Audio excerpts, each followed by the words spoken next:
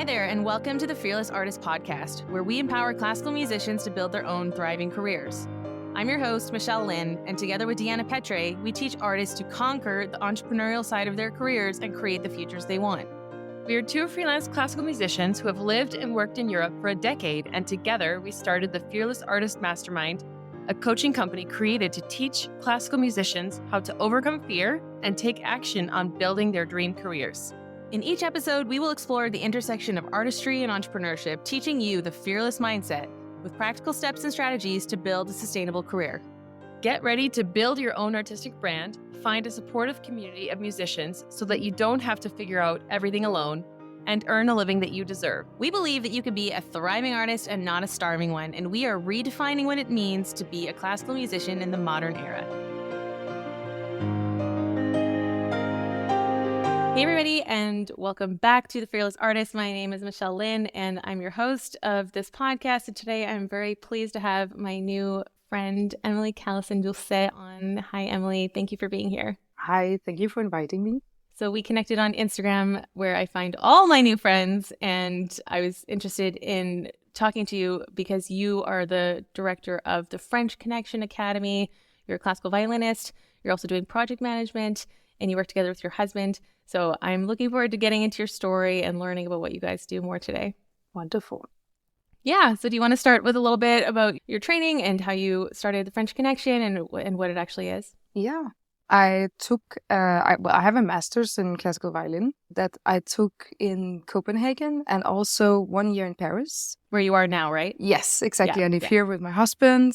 And then I made this academy called French Connection Academy because I live in France, I'm Danish, and then it's built on these French and Danish values in order to provide educational support for developing young talent between 14 years old and 32. So it's a very large bridge building between generations. It's made to create some more holistic support for classical young musicians, because recently found a nice sentence that I feel resonates very well with me, which is I don't think we are all made to be the biggest soloist name in the world, but we can all become great artists.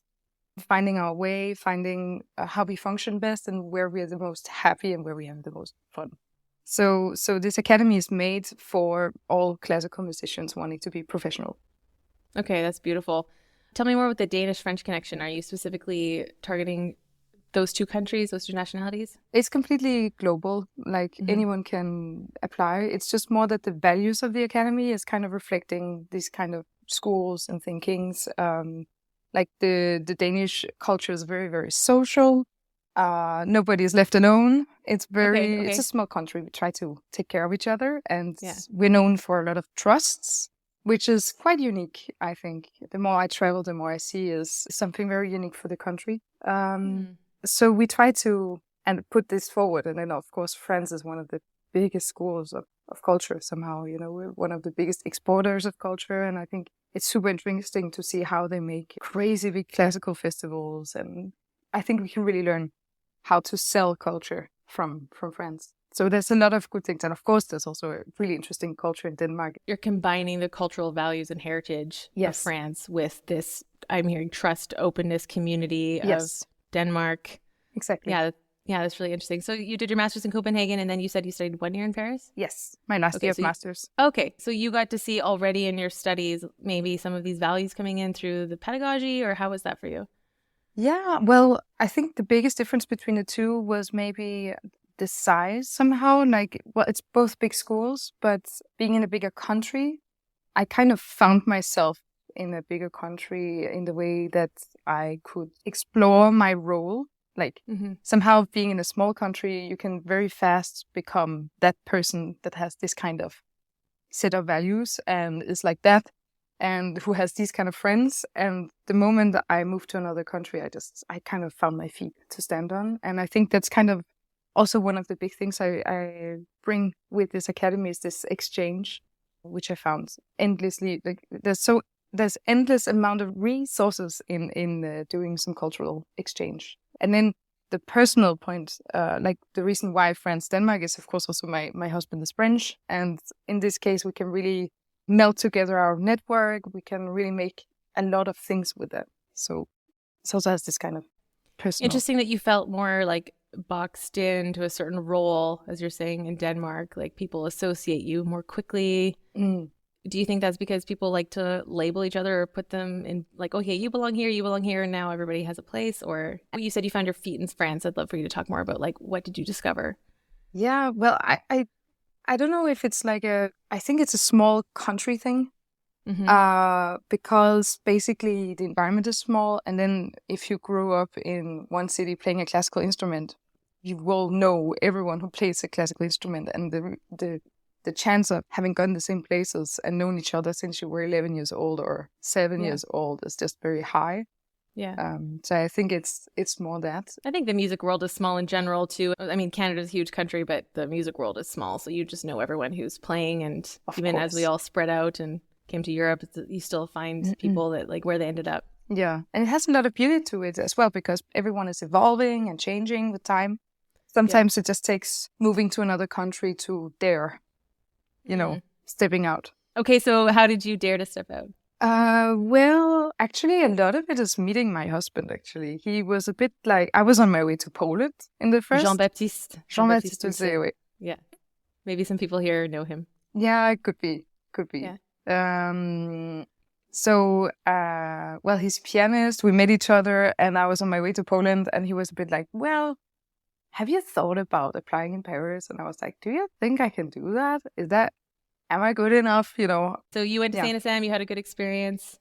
I had a great experience because like every meeting with the teacher is always interesting, but every teacher brings different things depending on where we are also. So I was in a moment where I really needed somebody to believe enough that I could learn everything I had to learn. Like I often have considered myself being a little bit behind on technical aspects, and I've never been very Paganini violinist. It's never really been my thing. And violin as an instrument, I don't know why the repertoire is like that, but there's so much crazy stuff we have to be able to play on this wooden instrument. Yeah. And it's amazing as well. It's just that, that's also one of the things for my academy. Sometimes there's a little tendency in the classical world, I feel in general, that if somebody is not just moving, thriving, developing by themselves, being super active and just, rolling with the punches, then if there's somebody who's a bit struggle or a little bit closed or not knowing really how to, like, it's very easy to avoid learning or avoid playing concerts or avoid getting yourself out there because the environment is not going to help you necessarily in the schools to really face these things. And so I made a French Connection Academy because I was very insecure, and I needed a little bit somebody to say, what do you want to do? How can I help you? This might be good for you, And then I went to CNSM, and I had a teacher who was like, but this is your level. You have to be able to do this. Let's go. No complicated, she's a bit fragile or something. It was just pure formation, education, like, dig. No scare, let's just work. And it was a liberation for me, actually. Wow.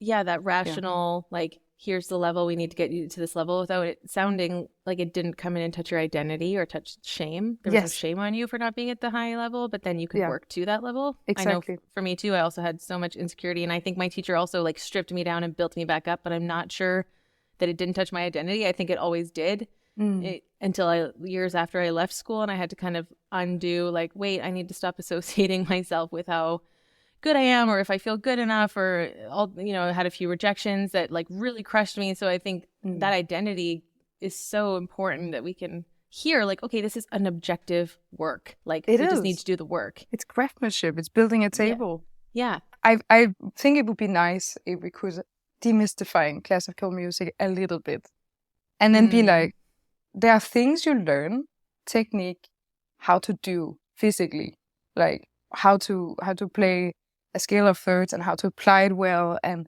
why do we do this? And if you cannot do it, well, then learn from what you do well and how to apply that into the techniques that is scary for you to go into, these kind of things. A bit more easygoing, low practical work, letting students find their identity, like supporting, trying new things. But it's just, every student is so different, and we all need different things. Some students thrive super well under a very strict old school structure, and other students need a little bit more talk, more different angles of looking at challenges. And I think the classical environment is on its way to embrace these things more. On our academy, for example, we really try to create an environment that is safe for people to face also some of their maybe insecurities that keeps them from moving or be active. Yeah. I think there's so much that's emotional in our playing, in the interpretation, in the communication. And so I think we bring that into the technique aspect, as you're saying, that like, oh, your technique is poor. And then instantly it's like, you're not good enough. There's all this emotion that comes in. Yeah. So it's interesting to try and kind of separate that. How have you brought that into the French Academy? And I'm also curious why such a wide age range from 14 to 32, because those are like the opposite ends of the spectrum.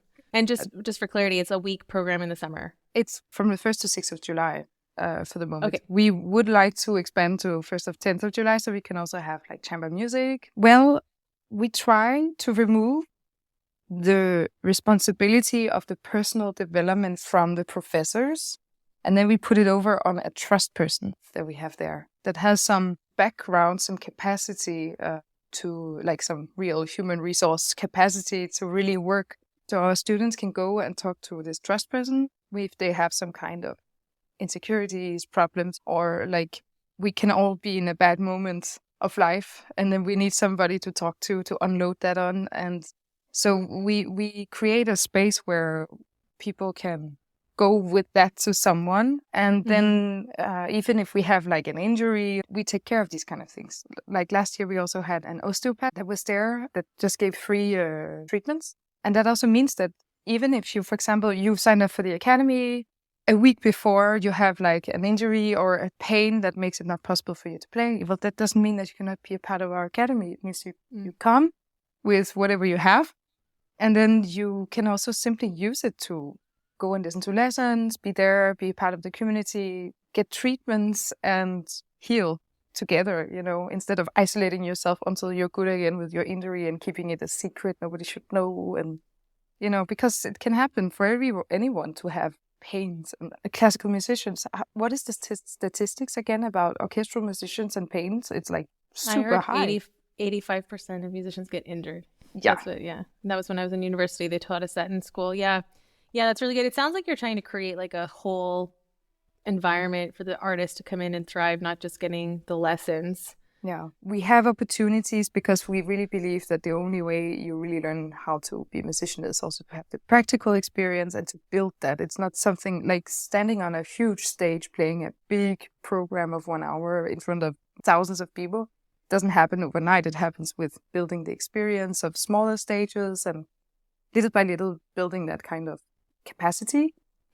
So we provide a lot of opportunities and different festivals with different partners, different sizes of stages also. So there's ready for those that has built it up a bit more shoulders to carry it. And then we also have smaller stages for those who needs to take the first steps into it or have maybe some more problems with the nervosity on stage. So there's a bit of something for everyone. And we have, last year we gave prizes to about 42 So the prizes students. are performances after the festival, is that correct? Yeah, like in the year nice. after, in different places in Denmark and France, Sweden, Francophone countries as well. You're in the third year of the festival, and how many participants are you having? And also coming back to that age gap, like are they working together? Are they separate?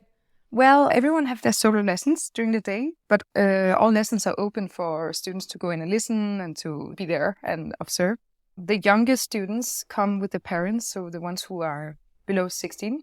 And between 16 to 18, we have them in a house with the trust person of the academy, and the rest is like living together in Airbnbs.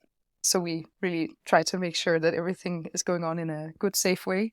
And well, the age gap is there because when you're very young, you can see where you can go. And the fact that you're in contact or at least eating food together with these older students makes it, I think, less far away. And for older students, it's a huge gift to see how much you accomplished. Like when you look at a 14-year-old and you see, wow, okay, that's I did a lot of work actually. So it can really create a lot of gratitude, I think. It's very important. And in the end, when we are out on the market after the conservatory, we will most likely play with musicians that are not all just our own age. And if you sit in an orchestra, there will also be age gaps. It sounds like you're reflecting the values of community in this, where they can learn from each other and kind of share experiences and spark conversations. Yeah. What are some of the things that surprised you this is the third year of the festival. So when you were coming up with the idea, the conception story, what was challenging for you? What took you by surprise? Well, in the beginning, making this project, I had, I'm somebody who starts with big dreams. I'm like, I want this and that. And I'm not scared to call somebody I don't know and say, hey, would you like to lend us your house for free? For this amazing project. But in the end, we end up being a bit all over this third biggest city in Denmark called Odense. Okay. It's quite perfect because we have the symphony orchestra. They lend us their practice rooms and their canteen. Okay. We have the city halls, beautiful old concert hall. And then we have the music school that lent us the whole building. And this year we'll also have a school lending us some more practice rooms for the students. So there's like, in the end, it's like we pay almost nothing for renting of places. And the city is super happy to have us there. It's a great relationship we have with the symphony orchestra and with, everyone working in culture in the city. So you started with the minimum viable festival, and then how did you manage to grow over the next, second edition and now this coming third edition? Well, we have grown in the way that the first edition there were 36 students and there were 6 teachers. Second, we added a class, so we had 7 teachers, and then we could fill all our classes with the 42 students. We are still waiting to adding the days, but this year we prioritized to, for example, have a safer economy in a way, like to make sure that everyone, that means myself, my husband, and our third founder, that we can really get our salary paid this year, because building something takes time and you cannot expect to be paid always the first years of building a company. Yeah, right. I mean, for everyone listening, Deanna and I didn't pay ourselves from TFA for the first 3 years. And so now we're in year 5, and now it's like, okay, we can actually pay ourselves now. So yeah, totally understand what you're saying. Everyone says that the first 3 to 5 years of a company, you cannot expect to pay yourself. And it makes completely sense when you're doing it, because you have to make people trust that you're staying business, that it's actually meaningful for society, that there are people to buy your products. Yeah. It's quite funny sometimes. And that brings me to the next thing, which is this kind of development happens, of course, with our own good ideas, but also with talking to people that has different backgrounds than ourselves, which means lawyers, business owners, people working in diplomacy, creating a good advisory board with people around you that you can ask questions. Also looking into how other companies works. These kind of things is just so important, as long as you don't copy, please. Like having a business plan, you mean? Having a good business plan, but also listen to people around you that has seen things happen somehow. Like people 20 years older that can see the value in your project and deeply wants to help. Yeah. That can be really great. So, for example, sometimes you can be so scared of inviting people into, for example, your board, because at least myself, I felt like I could potentially lose my project if there's people coming in and changing things. Yeah, sure. But you have to let that go if you want to grow, and then make sure to legally protect your rights of intelligence and your right of concept that you can protect yourself with, while inviting people in to really invest themselves in your project. So these kind of things, I think, is, find a good lawyer friend. If you don't have one, begin to hang out in a cafe near a university for lawyers. Like, I don't know, do something to find friends outside of music, because musicians for now are not educated in running businesses, at least in our education. We need somebody who has that kind of background. So you were talking a bit about letting go so that you could grow. Can you expand on that?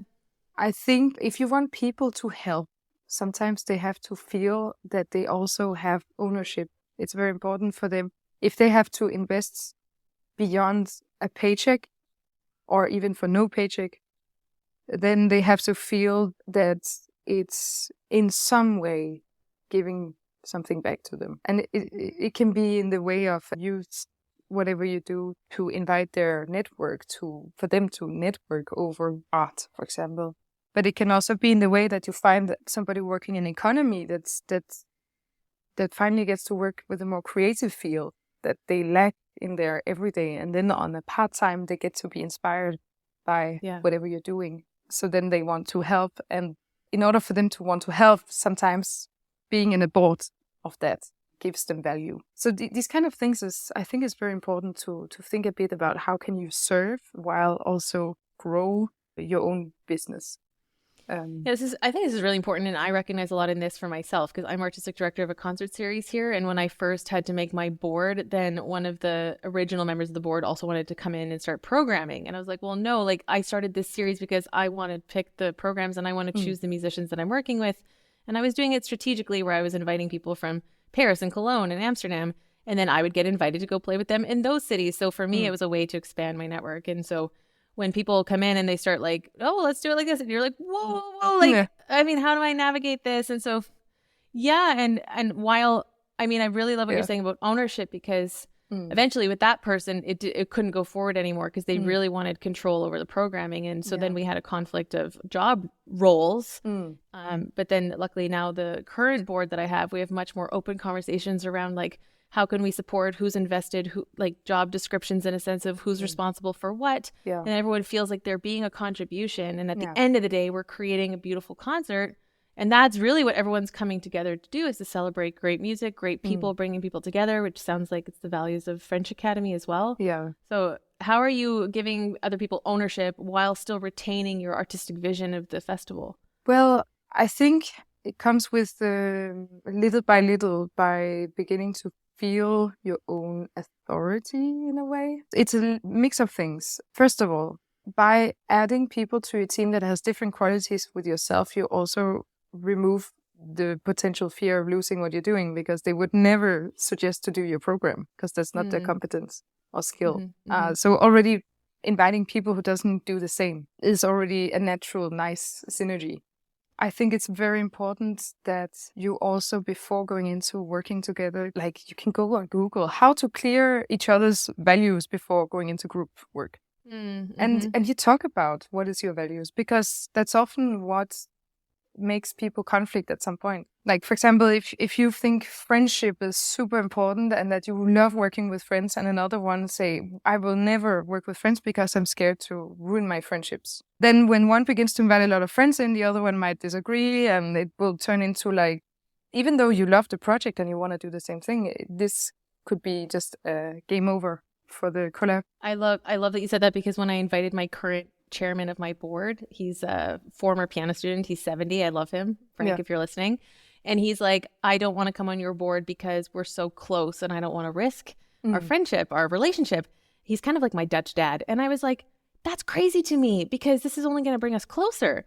But both of us were right in the sense that there have been conflicts. There have been moments of tension where it was like, okay, this is affecting our relationship. And so we've had to learn to navigate conflict. But I mean, how has that been for you, learning to navigate conflict? I believe there's always a way forward if both people are open and willing to talk about things. Yes, that's the most important thing. But that's also when you clear values, you know, you ask each other, like, how do you react in conflict? Because I do that with our new, like, everyone we get in that is in a closer contact with the board, because we all react differently. Some simply know they don't like conflicts in general. Like, nobody likes to have a conflict, but they are more prone to like just shy away or not talk. Or so then at least you will know it in the collab before you even start dealing with conflict. I think what I learn more and more is the importance, like even especially when you're good friends, to have things written on paper, like contracts. And even though you seem like a crazy person, are you like, really, we have to do a contract? Are you sure it's not too much? Actually, it's just because it's not so much the contract paper in itself, it's the conversation you have when you make the contract. It's like, that's interesting. How many hours do you want to put into this? Because that's natural, that's something you put in a contract. Remote, on-site, what would you like to do as roles? And what is your role? What will your day-to-day task be? That's things you put in a contract. And what would you potentially like to have back for what you do? If I'm not paying you, would you like to have your picture on a website? Would you like to have a social media post, collab, these kind of things? That all gets out in the open when you do these kind of things, and it's just very healthy. I think what you're sharing right now is so crucial. And obviously, Deanna and I, we've been working together now. TFA is 5 years old this month. Wow. So we've Congrats. had 5 years. Thank you. We've had 5 years of being best friends and co-founders. And so we've had to navigate, I would say, a minimal amount of conflict, mostly because Deanna's amazing. But more recently, there have been things that come up. So I totally love what you said about, it's not about the contract, it's about the conversation you have to get things down, because then you're asking really great questions. Like, you know, her and I, we came to a point where like we really had to agree, how many hours are we committing to? What are we committing to? What are we accountable for? How are we going to hold each other accountable without having a horrible, tense conflict, which we like luckily have never had. But it's like sometimes somebody has dropped the ball and things need to be addressed. And both of us, if you just want to be friends, you're like, oh no, we'll just shove that under the carpet and like pretend. But then, you know, I have a business coach, and so she's always being like, you know, KPIs, you got to track, you have to know the data. Like, is it happening or not? Is the content going out or not? If it's not, this is a problem. This is why you're not selling. This is why your membership's not filling up. You know, it's like being strategic. And then you have to really face the data, and you're like, oh no, this means that I need to have a hard conversation with like, okay, something's not working between us. One thing that's helped us is like, okay, it's us against the problem, and it's not us versus each other. Yeah. So coming back to what you're mentioning about teamwork, I'd love for you to share a bit about like, because I know you work with your husband. So I mean, it's obviously, I mean, not to overshare, you know, as much as you're comfortable with, but like, how is that for you are you guys doing contracts? You're writing things down? We don't do contracts, but we have been doing clarification of roles, and we do it on an ongoing thing. And sometimes there has to be a little bit of cleaning up, because of course, when you're in a couple, it's so easy to like, can you do this now? Yeah, okay, sure. Can you do this now? And then, you know, we end up also working 24/7, you know. Yeah, I was going to say work boundaries in the evening. I was wondering, how do you guys do that? Yeah. We have made sometimes like as a ground rule, after 6 o'clock, office is closed. So then we don't stop work. I love that. That's a ground rule, but yeah, okay. Then there not always in real life. Yeah, okay. You know, today, for example, we are going to launch our website for applications and everything. And that means, of course, yesterday evening was until late evening to really fix it, because sometimes you can postpone. And, you know, sometimes you just have to do it. Yes. Even though it goes over normal working hours. And so these kind of things, I can really recognize what you said about your friends, and that you said this thing that you are together against the issue and not each other. That I also can recognize these kind of conversations sometimes, because it's super important to remember that it really doesn't help putting guilt on each other's shoulders. Sometimes it's about a little reconstruction or reflection about, can we optimize something here? Is there a way in our communication we need to optimize so that you feel more motivated to do it all by yourself without me even saying anything? Or, you know, sometimes also one person is more into being in control, like checking up on things, which can stress the other one out. Yeah. Not going to mention name. But like these kind of things can be issues. And then you have to deal with finding new systems and better communication to do these kind of things. And then I'm going to, of course, mention that it's, as you said, you have a business coach. It's so important to invest in support for yourself. Like, I have, of course, in the last 10 years, I've done therapy. A very, very big and important investment I've done in myself that I will never stop recommending it. I'm so glad you're sharing this. I'm happy to hear we have a lot of aligned thoughts on empowering others, on leadership, on ownership. You know, we have 2 girls working for us now, and today we have our staff meeting. So it's like, how do we empower them? How do we make them really feel, and I think we already have done this, but like, it's always on my mind, like we're building a culture at the Fearless Artist. And so how can we transfer this culture where they represent us wherever they're going, and they're not just putting in their number of hours per month in exchange for content or whatever. It's like, no, like we understand the vision behind TFA. And so the vision behind the French Connection, of bringing people together and sharing these values, and what you had said earlier about, you know, leaving the small country, this, you know, different mindset you learned when you're going to France. I mean, obviously I recognize that Canadian living abroad for almost 12 years. So like that is so powerful to have other perspectives, other cultures, other influences, other pedagogy. And so Where do you see this going? Like, what is if we go back to the big dream, what would you like to see French Connection Academy become? Well, we are in a big situation of development right now because actually I found this amazing guy. He's called Martin Melchersen Andersen, very Danish name. He is going to make this big, like, Creative Europe application. And of course, it's limited what I can say about what's going to happen in that. But the idea is that we will have a lot of partners in different countries and that we'll begin to be able to offer French Connection Academy in mini versions going to other countries and other institutions. Cool. Yeah, I'm really excited about it. And also that the idea is that is a very holistic package of like masterclasses with instruments, but also financial help, law, branding, storytelling, these kind of things. And we come out and then we do this full thing for a weekend and then we move on to the next country, next city. So fun. Like a tour. It's going to be a fun tour. So that's at least on the drawing board for now. And we will begin, before we do this Creative Europe thing, to begin to offer that through our website that the institutions can contact us for these things. And we do this to have more, I would call it outreach. So it's not only the students that comes all the way to Denmark, but that we can also offer this to a wider amount of students during the year. And then also we would like to create more of a community so that year round our students would have access to materials such as, for example, this podcast and interviews with important people in the cultural world. So we can have more information as musicians about other things than how to play your instrument. I literally just had someone write me today and say, what do you guys actually learn at conservatory? And I was like, don't get me started. I was like, they didn't teach us anything for after school. It is changing. I can't keep saying that because I'm on faculty at a university where I teach entrepreneurship. So it is changing and like super happy. And but the interesting issue now is that the new students don't recognize the importance of this subject. So I just started my brand new year ones last week. And already I got like 5 messages of, is this course mandatory? I've got rehearsal. I can't make it. Should I, do I have to be there? Is it graded?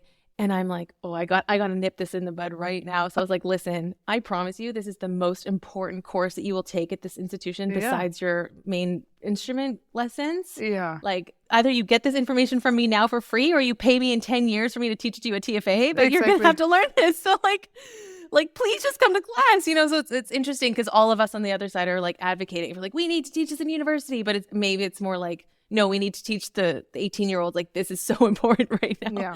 Even though the focus is so strongly on like just being the best violinist that you can be. So it's interesting for me. I would say there's a bit too, because we also see that students like practice and never go out, and the socializing is like an extra. And I remember also hanging out to the conservatory until midnight sometimes, and having this kind of feeling cool because you really go into it and you really practice. I practiced a lot also. I was a big perfectionist back then, not in the good way also. And I think what many students, that's also something we really advocate in FCA. Remember that among your fellow students, there will be a good handful of them that will be your potential job employer, like being in charge of a festival, academy. Like my former fellow students can potentially be employed in my academy, for example. So it's important to socialize. The 2 girls that work for us were my students at Code Arts. So that's exactly it's exactly the situation. And that's exactly enough to go out of the practice room and hang out or go to a cinema club or something, do something beyond the working all the time. And I think the more students see that, that's also what we say in our academy, like, this is real life. We try to give you real life, which is social, which is very, very dependent on how active you are in approaching others and asking each other favors, information, learning from each other. Like, social skills are so important. And I think really we have to demystify, because for many years it's these big names, you have the big maestro, or you have the biggest solo, you have Hilary Hahn, or Hilary Hahn is a good example because she's we love demystifying. Hilary. Yes, she is. Very nice. Yeah, 100 days of practice. Yeah. But these big idols have always been there, and if you don't become a big soloist, it's a bit too bad, You have to feel a bit shameful about that. You just just teach. I'm like, what is that? Like, Yeah. we need every single musician out in the community. We need everyone, and the world has never needed artists more than today, where there's war and instability and weird social media and I don't know, we have to be there. We have to be in contact as many as possible. And the more musicians that has jobs, private concerts, teach, are in contact with other parts of society, the better. We need it. It's absolutely important, and it's a huge success. No matter what career, if you can live from it, if you are enjoying it, if people feel that you're serving your community, it's a huge success. I couldn't agree more. You put it so beautifully. And it's Thank not, you. Yeah, you're Thank you welcome. for sharing that. Yeah. I wish somebody told me that 10 years ago. Like, no, I know. That was beautifully put. Wow. Emilie, thank you for sharing so much about your French Connection Academy. I know applications are open today, so everybody listening who wants to go check it out, go check out the website, which is FrenchConnectionAcademy.com. Perfect. Nice and easy. Go check it out. How can people find you and follow you? On my Instagram, so my name is Emilie Callesen, username on Instagram, and there I also will begin to post more advice, and also I do some consulting. So if you would like to receive some mentoring, I also give hours of that. Perfect. Yes. So we always finish our episodes with one action point, one thing that our audience can take away. Do you have something in mind you'd like to share? Oh, I think if you have a dream that is really a big dream that you want, remember that nobody arrives to it themselves. Most likely you need to gather a team. Even if it is to become a big soloist, you might need somebody to do your storytelling. You need supports and personal development. Everyone. So go for it. Amazing. Thank you so much. This has been such a great episode, and looking forward to seeing more about the festival in July when it comes out. And we'll be happy to share what's going on with you guys. Thanks for listening, and we'll see you in the next episode of The Fearless Artist. Be fearless. Thank you for listening to the Fearless Artist podcast. If you found today's episode inspiring, hit that subscribe button and don't forget to share this podcast with a friend. To join our membership or one of our coaching programs, visit our website at thefearlessartistmastermind.com. This episode was produced by Pokey Huang at PH Media Studios in New York City. We're Deanna and Michelle, encouraging you to create your own opportunities and to go after what you want. You have what it takes to build the career of your dreams. Until next time, be fearless.